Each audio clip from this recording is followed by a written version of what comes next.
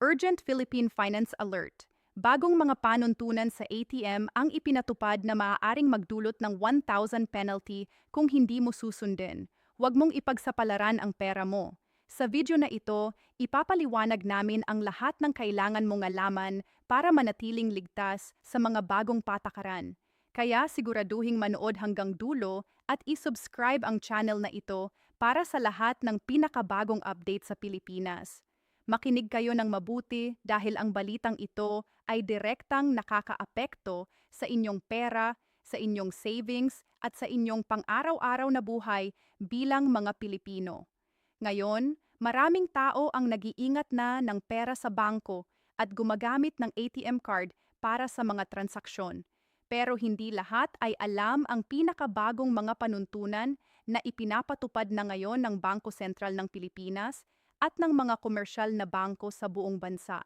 Kung hindi mo alam ang mga bagong regulasyong ito, posible kang magbayad ng multa na hanggang PH 1,000 o higit pa. At mas malala pa, posible pang mablock ang iyong account nang hindi mo alam ang dahilan.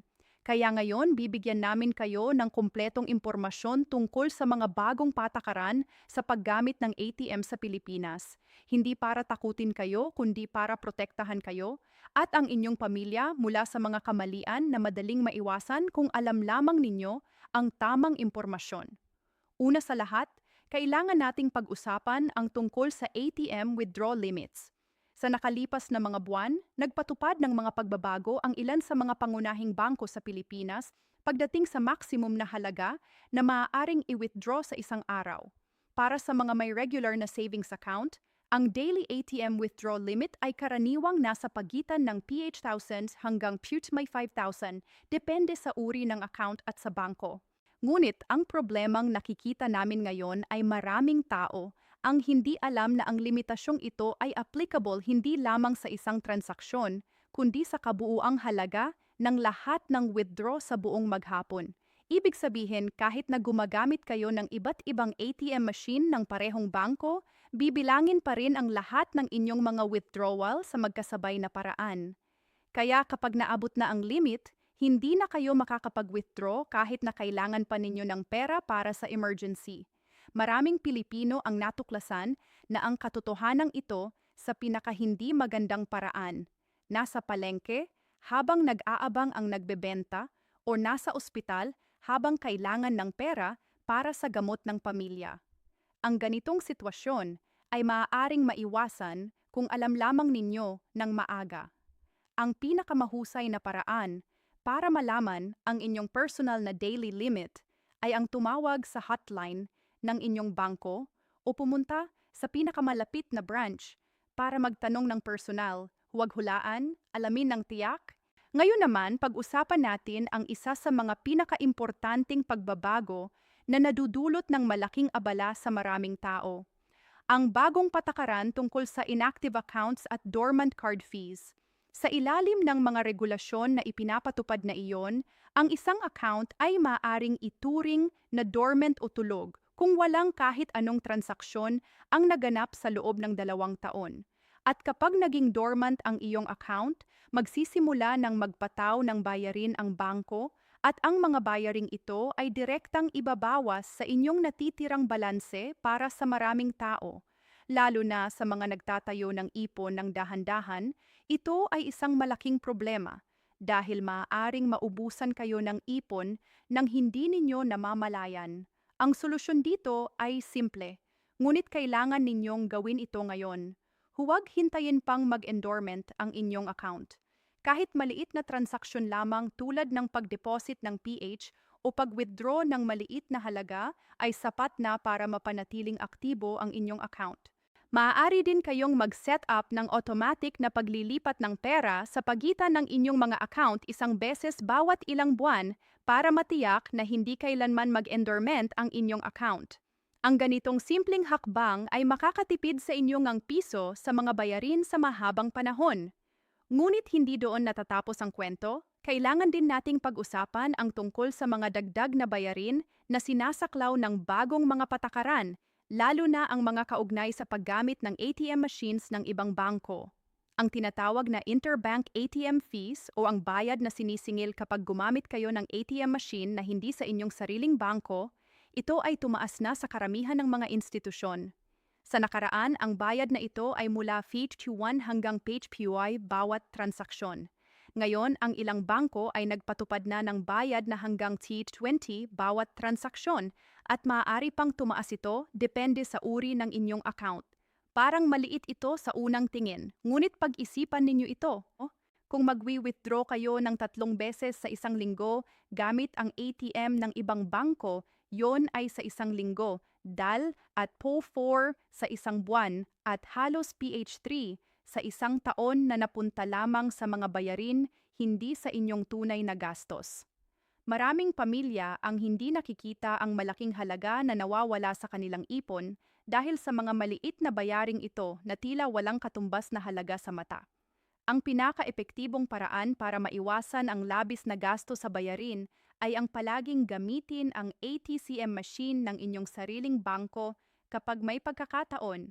Kung mayroon kayong maraming bangko, siguraduhing alam ninyo kung aling bangko ang pinakamaraming ATM sa inyong lugar ng tirahan at sa inyong lugar ng trabaho. Ang maliit na pagsasaayos na ito sa inyong gawe ay makakatipid ng malaking pera sa mahabang panahon. Isa pa sa mga bagong panuntunan na dapat ninyong malaman ay ang patakaran tungkol sa PIN, ang inyong Personal Identification Number. Marami sa atin ang gumagamit ng parehong PIN sa mahabang panahon at hindi natin iniisip na palitan ito maliban na lang kung may mangyaring masamang bagay. Ngunit ayon sa mga bagong rekomendasyon ng Bangko Sentral ng Pilipinas, mahalaga na regular na palitan ang inyong ATM PIN. Ideal na bawat 3 hanggang 6 na buwan para maprotektahan ang inyong account mula sa mga mandaloko at scammer. Ito ay napakahalaga ngayon dahil ang mga kaso ng ATM fraud at card skimming ay patuloy na lumalaki sa buong bansa. Ang card scamming ay isang uri ng pagnanakaw ng impormasyon kung saan ikinakabit ng mga kriminal ang isang espesyal na device sa ATM machine para makopya ang datos ng inyong card kapag ipinasok ninyo ito sa makina. Kapag nakopya na ang impormasyon ng inyong card, maaari nilang gumawa ng peking card at gamitin ito para i-withdraw ang inyong pera. Sa ilang kaso, ginagawa nila ito nang hindi ninyo namamalayan hanggang matuklasan na ninyo na wala na ang inyong pera. Para maprotektahan ang inyong sarili mula sa card skimming, laging suriin ang ATM machine bago gamitin. Kung may nakakabitin o nakakabit na hindi karaniwang bagay sa card slot o sa keyboard area ng makina, huwag itong gamitin. Takpan din ang inyong kamay kapag ni-type ang inyong PIN para hindi makita ng kahit sino man o kahit anong hidden camera ang inyong code. At kung sa anumang dahilan ay nagsuspetsa kayo na nakompromiso ang inyong PIN, agad na palitan ito at i-report sa inyong bangko. Ngayon naman, pag-usapan natin ang tungkol sa isang bagong patakaran na siyang nagdudulot ng pinakamalaking abala sa mga ordinaryong mamamayan. Ang patakaran tungkol sa maximum na bilang ng failed penitents. Sa ilalim ng bagong mga alituntunin, kapag 3 beses kayong nagkamali sa pag-type ng ninyong PIN, automatikong mai-block ang inyong ATM card.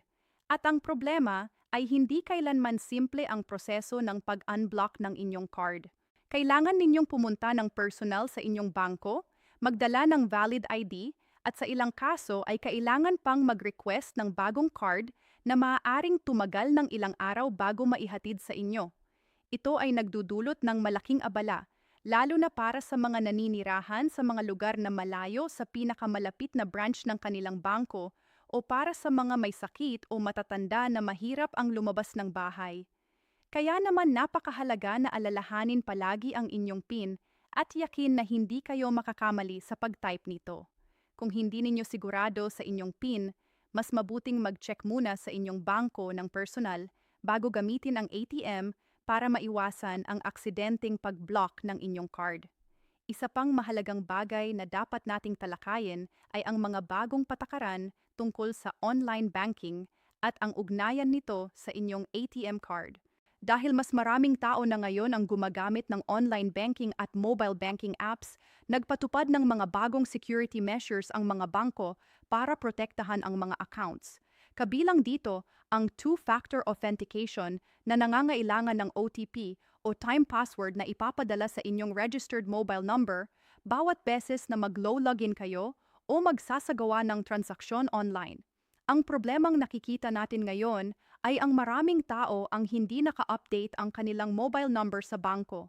Kapag nagpalit ng numero ang isang tao at hindi niya inireport sa bangko, hindi na siya makakatanggap ng OTP at hindi na siya makakapag-access sa kanyang online banking account. Para sa mga naka-experience nito, alam ninyo kung gaano ito nakakabigo. Kaya naman, siguraduhin ninyo ngayon na ang mobile number na nakaregister sa inyong bangko ay ang inyong kasalukuyang ginagamit na numero.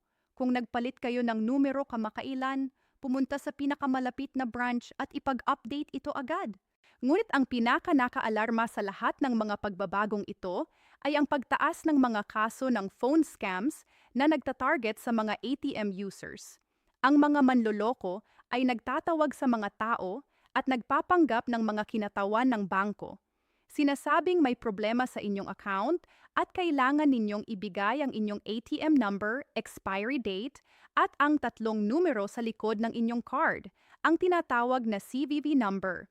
Kapag ibinigay ninyo ang impormasyong ito, magagamit ng mga scammer na ito ang inyong card para sa mga online na pagbili o transaksyon nang hindi ninyo namamalayan. Ang pinakaimportanteng bagay na dapat ninyong malaman ay ito. Hindi kailanman hihing isang lehitimong kinatawan ng bangko, ang inyong PIN, ang buong numero ng inyong card, o ang inyong CVV number sa pamamagitan ng telepono o text message. Kung may tumatawag sa inyo at humihiling ng ganitong impormasyon, agad na ibaba ang telepono at tumawag sa opisyal na hotline ng inyong bangko para i-report ang insidente. Ang numerong ito ay makikita sa likod ng inyong ATM card o sa opisyal na website ng inyong bangko. Huwag gumamit ng numerong ibinibigay ng mga nagtatawag sa inyo. Para mapabilis ang aming mensahe sa mas maraming tao, nais naming bigyan diin ang 5 pinakaimportanteng hakbang na dapat ninyong gawin na yon. Hindi bukas, hindi sa susunod na linggo, kundi ngayon. Una, alamin ang inyong daily ATM withdrawal limit sa pamamagitan ng pakikipag-ugnayan sa inyong bangko. Pangalawa, check-in na aktibo ang inyong account sa pamamagitan ng paggawa ng regular na kahit maliit na transaksyon. Pangatlo, i-update ang inyong registered mobile numbers sa bangko kung nagbago ito. Pang-apat, palitan ang inyong ATM PIN kung hindi mo pa ito ginagawa ng mahabang panahon. At panlima, huwag kailanman ibigay ang inyong PIN, card number o CVV sa sinuman kahit na nagpapanggap silang kinatawan ng bangko. Alam namin na para sa marami sa atin, ang pakikipag-ugnayan sa bangko ay isang nakakapagod na proseso. Matagal na pila, maraming papeles at kailangan pang mag-absent sa trabaho. Ngunit sa ngayon, maraming bangko na ay nagpapagali ng mga proseso sa pamamagitan ng kanilang mga hotline at online na serbisyo. Maaari ninyong gawin ang karamihan ng mga pagbabagong ito nang hindi na kailangan pang pumunta ng personal sa branch. Ang simpleng pagtawag sa hotline ng inyong bangko ay maaaring malutas ang marami sa mga isyong ito sa loob ng ilang minuto lamang. Hindi rin natin dapat kalimutan ang tungkol sa mga senior citizen at mga matatanda sa ating pamilya na maaaring hindi pamilyar sa mga bagong pagbabagong ito. Sila ang mga pangunahing target ng mga scammer at manloloko dahil madalas ay hindi sila updated sa mga pinakabagong patakaran at teknolohiya. Bilang mga kabataan at mga miyembro ng pamilya, responsibilidad natin na tulungan sila. Ipaliwanag ang mga bagong panuntunan. Siguraduhin na ang kanilang mga account ay aktibo at protektado at turuan sila kung paano makilala ang mga scam call at text message. Ang mga senior citizen ay may espesyal na proteksyon sa ilalim ng mga patakaran ng Bangko Sentral ng Pilipinas. Maaari silang mag-request ng priority service sa mga branch ng bangko at may mga espesyal na programa para sa kanila. Kung meron kayong nakatatanda sa pamilya na may account sa bangko, samahan sila sa susunod nilang pagbisita at yaking ang lahat ng kanilang impormasyon sa bangko ay tama at updated. Bilang pagkatapos, nais naming ipaalala sa inyong lahat na ang mga regulasyong ito ay hindi ginawa para pahirapan ang mga tao. Ginawa ang mga ito para protektahan ang inyong pera at ang inyong seguridad bilang mga depositor. Ang Bangko Sentral ng Pilipinas at ang mga komersyal na bangko sa bansa ay patuloy na nagtatrabaho para gawing mas ligtas at mas madali ang pangangasiwa ng inyong pera sa gitna ng mga bagong hamon na dala ng modernong teknolohiya at ng mga mas soistikadong paraan ng panloloko. Ang kaalaman ay ang pinaka-epektibong sandata ninyo kontra sa mga scammer at kontra sa mga multa at bayarin na maaaring maibawas sa inyong ipon nang hindi ninyo namamalayan. Ibahagi ang impormasyong ito sa inyong mga kaibigan, sa inyong pamilya, sa inyong mga kapitbahay, dahil ang mas maraming tao ang nakaalam sa mga bagong patakarang ito, mas maraming piso ang maitatago sa mga bulsa ng mga ordinaryong Pilipino. Pero ang pinag-uusapan dito, ang inyong pinaghirapang pera na nararapat na mapangalagaan at maprotektahan sa lahat ng oras. Huwag hayaang mawala ito dahil sa kakulangan ng impormasyon.